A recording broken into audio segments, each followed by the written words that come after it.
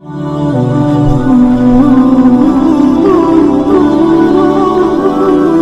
تکبیر تحریمہ کے وقت میں لا الہ الا اللہ 3 بار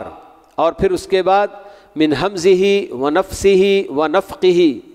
کیا یہ پڑھنا ہے؟ بلکہ یہ من حمزہ و نفقہ و نفثہ جو ہے تو یہ شیطان کی یعنی کہ اس کے اپنے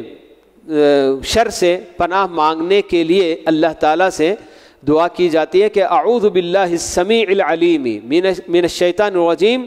من حمزہ و نفثہ و نفخہ کہہ کر. تو یہ بہرحال یعنی کہ تکبیر تحریمہ کے وقت اس طرح سے لا الہ الا اللہ 3 مرتبہ پڑھنا یا پھر یہ جو ہے کہ تعوذ، تو اس طرح کی کوئی چیز صحیح احادیث میں بالکل بھی وارد نہیں ہے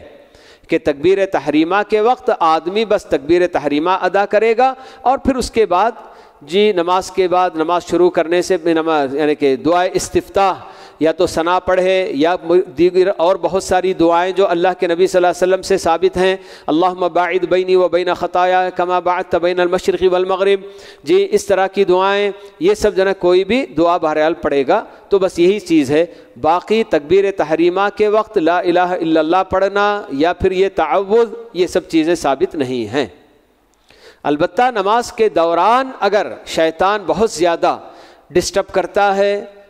آدمی کو ستا رہا ہے، تو ایسی صورت میں نماز ہی کی حالت میں اعوذ باللہ من الشیطان الرجیم من حمزہ و نفثہ و نفخہ کہہ کر وہ پڑھ کر اپنے بائیں طرف 3 مرتبہ تھوک لے. بس یہ تھوکنے کا مطلب یعنی ہلکا سا بالکل اپنا تھوک زبان سے نکال دے تو بس یہ کافی ہے.